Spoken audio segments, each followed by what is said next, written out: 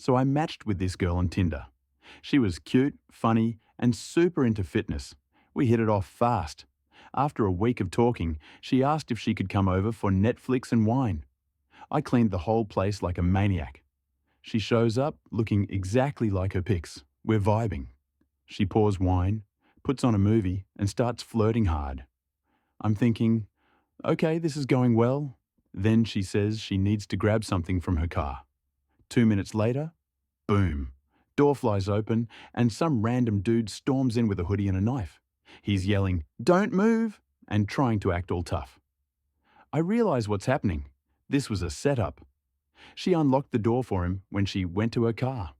What he didn't know is that I used to train MMA for 5 years. The second he looked away, I grabbed a lamp and swung it right at his head. Dude drops like a sack of potatoes. She screams, tries to run. I lock the door, call 911, sit them both on the floor like naughty kids in detention. Turns out they'd done this to two other guys before, but I was the first one who fought back. When the cops showed up, they were both arrested on the spot. I gave my statement and the officer literally said, "You handled this better than some of our rookies." When my brother was 5, he had this imaginary friend named Chris that he talked to every night. We all thought it was cute. He'd say stuff like, "Chris says don't go near the attic," or "Chris says Grandpa used to hide candy behind the fireplace." We thought he was just creative.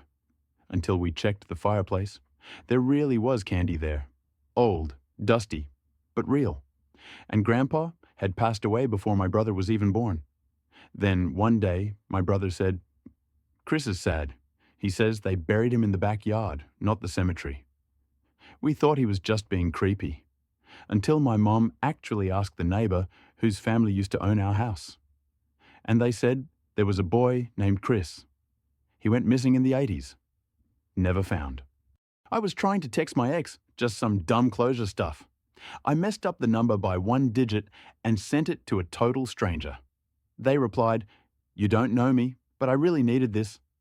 Thank you. I was confused, so I asked what they meant. The person said they were sitting in their car, parked on a bridge, about to jump. They thought my message, meant for someone else, was a sign to stay alive. We ended up talking for 2 hours.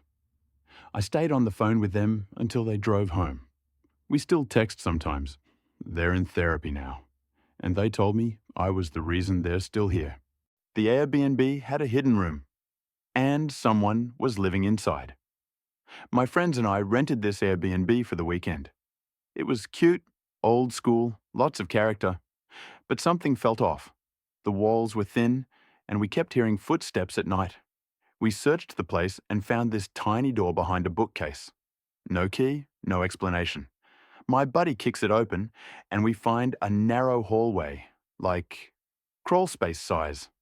Inside was a mattress, food wrappers, and a notebook full of drawings of us, sleeping. Turns out the owner's brother had been secretly living in the walls, watching guests, for months.